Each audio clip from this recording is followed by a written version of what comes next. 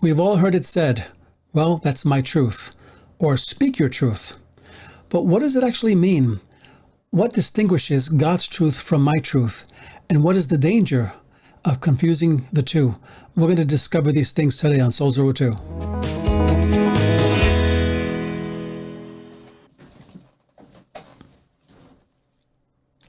And welcome to Soul Zero 2. This is the podcast that is putting the oxygen back into the Christian life one soul at a time. And in John 18:38, there's this conversation between Pontius Pilate and Jesus. And Jesus made these absolute claims of truth. Basically, Pilate asked him, "Are you a king?" And he says, "You said it." And when Jesus confronts him with this absolute truth of who he is, Pilate gives the answer, well, what is truth? And it's almost like a cop-out, right? So Jesus was declaring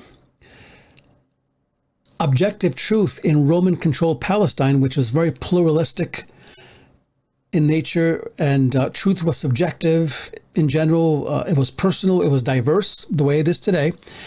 And entered Jesus with his claims, who said, I come into the world to testify to the truth. Do you think he means his truth there, or is there an objective truth that is greater than everybody's truth? I think the latter is the truth, right? What we're saying here, that he's saying, I'm testifying to the truth of this universal truth. Jesus was suggesting that God's truth is something outside of us, unchanging and not subject to human emotions or paradigms. It is the truth. Thus, Thomas Aquinas said, Christ was either a liar, a lunatic, or Lord.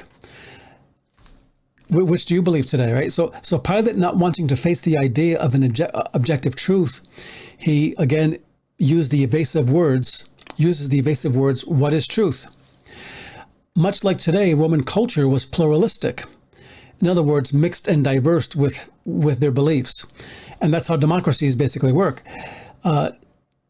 Religions and all these things are kind of all mixed and mashed together into one melting pot, right? So, and this worked as long as everyone gave to Caesar what belonged to Caesar.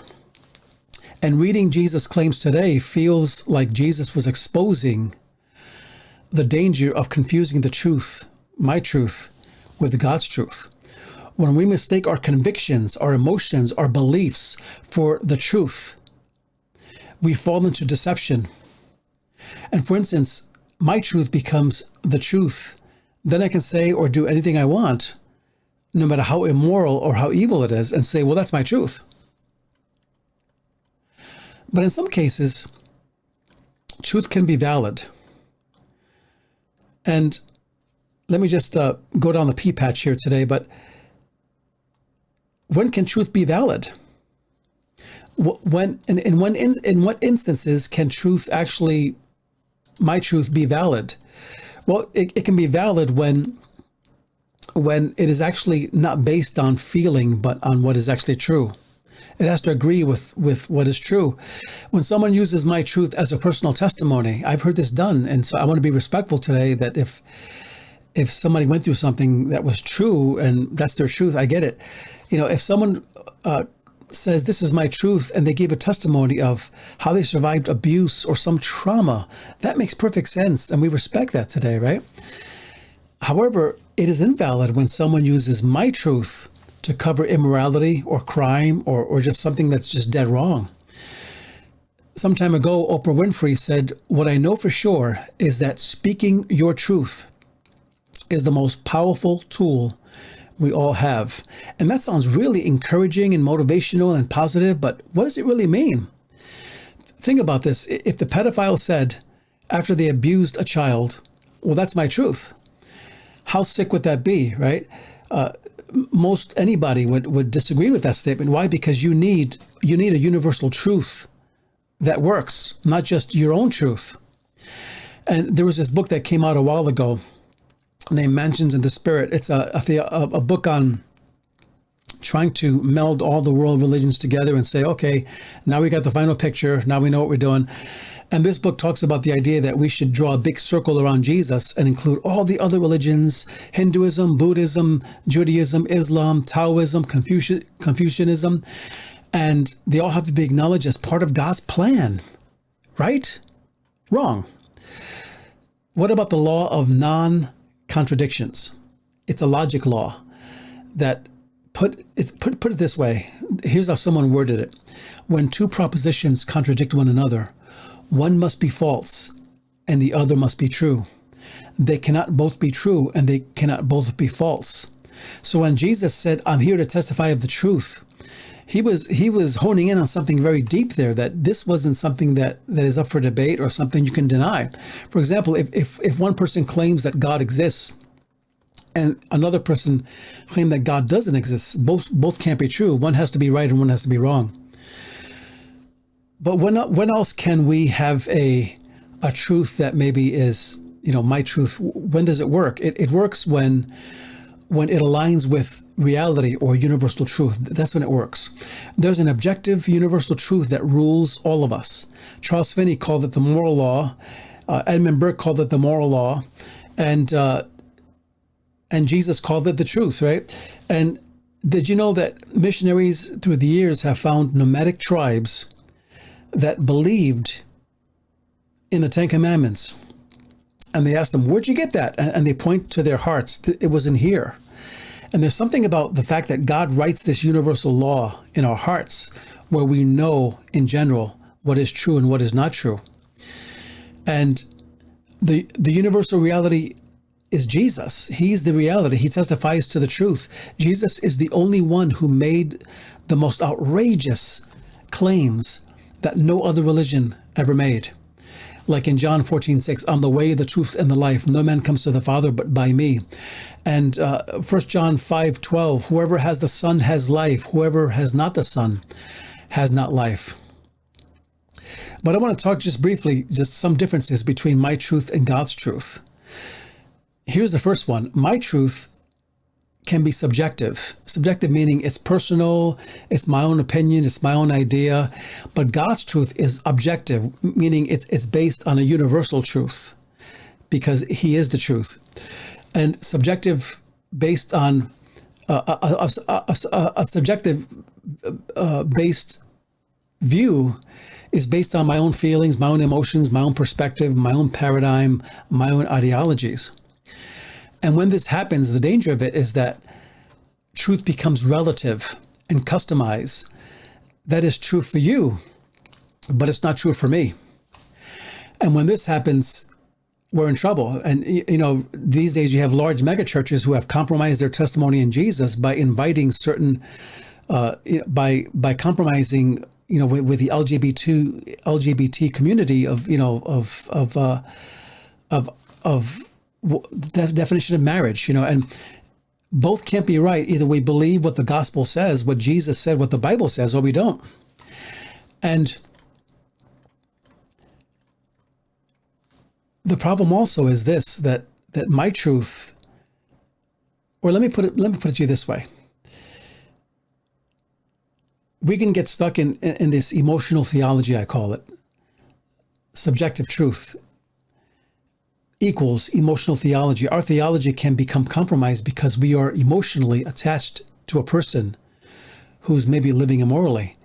And because maybe we love them, which we all do, right?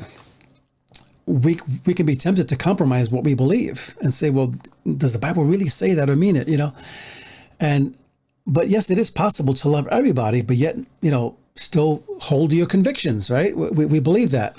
And we should love everyone, no matter who they are. And but here's a point I want to make. Another point about this.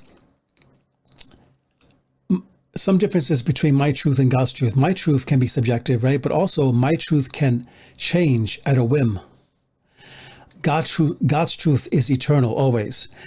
Based on emotions, not truth outside of ourselves.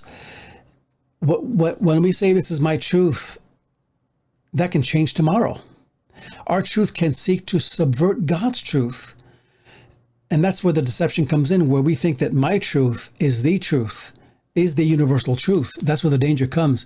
I become the God of my own life with my own set of beliefs and convictions. But then there's this. My truth can be rooted in myself. God's truth is rooted in Jesus Christ. That's why Jesus came to testify of himself. He is the truth, on the way, the truth, and the life. This means that my truth is based on my own emotions, my own individuality, worldview. But God's truth, on the other hand, is based on the eternal person and work of Jesus Christ. And it is something that never changes. So a Christian's job is to believe in and follow Jesus. That's why it says very clearly in John 20 and 31, that you may believe that Jesus is the Christ, the Son of God, and that by believing you may have life in his name. So this is a universal truth. This is not, well, that's for you or for me. This is for everybody. So here's a question. What happens when God's truth becomes your truth? And what happens when, even though you may have your truths, like we talked about, a testimony, let's say, or something powerful that happened, and that's great, right? But what happens when God's truth becomes your truth and you realize that all truth that you hold as your truth has to be subject to his truth? How does that look? What does that look like? It looks like true freedom. Not just a testimony. A testimony is great. A testimony can maybe give you victory, right? And it can encourage you and empower you, but it cannot give you eternal freedom. It cannot give you eternal life. What's more powerful than declaring your truth, declaring God's truth over your truth and over your life? God's truth is objective truth. My truth is subjective truth. My truth may set me free from guilt and shame, let's say, but God's truth sets me free from the power and the bondage of sin. That's one thing my truth can never do. Only God's truth can do that. That's why we can't confuse these. We have to know what we're living for here. And we can't make our truths greater than God's truth. That's why the scriptures tell us that whoever the Son sets free is free indeed. But also there's a true foundation. This is what happens when God's truth becomes your truth. Your foundation is no longer yourself, your experiences, your own strength, your own wisdom, your own cunning, your own power. It is God. And he is the immovable anchor. He's the rock that cannot be moved.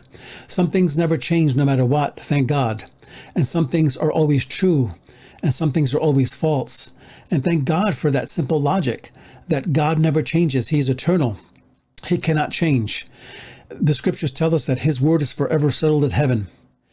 There's a comfort in knowing that God's truth is truth regardless of the facts we face, the emotions we feel, and the deception that masquerades as truth around us.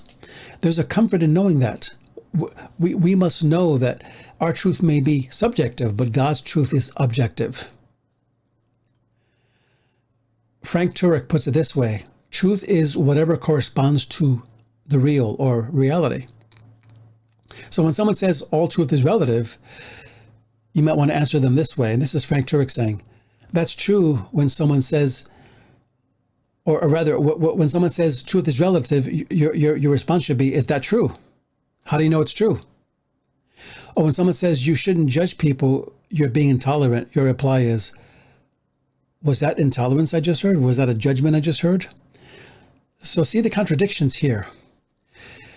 But one more thing before we close it out today. What happens when God's truth becomes my truth? There's one truth. Imagine how confusing it would be if there were 1,000 ways to heaven. How confusing is that? How would you know for sure whether your way is the way? There can be many subjective truths, right? Personal truths we believe in, but there's only one absolute truth, the truth of God. And it's important to acknowledge and respect other viewpoints. But in the end, we have to understand that all truths must be subjected to God's absolute truth. It is the only way to be able for anyone to be able to partake of his kingdom. That's why we find the beautiful clarion call in Revelation when the trumpet was blown, and it said, the kingdoms of this world, I'm only reading part of it, has become the kingdoms of our God and of his Christ, and he will reign forever and ever. And this is the goal of God in the end. This is the eschaton, that all kingdoms will eventually bow to him.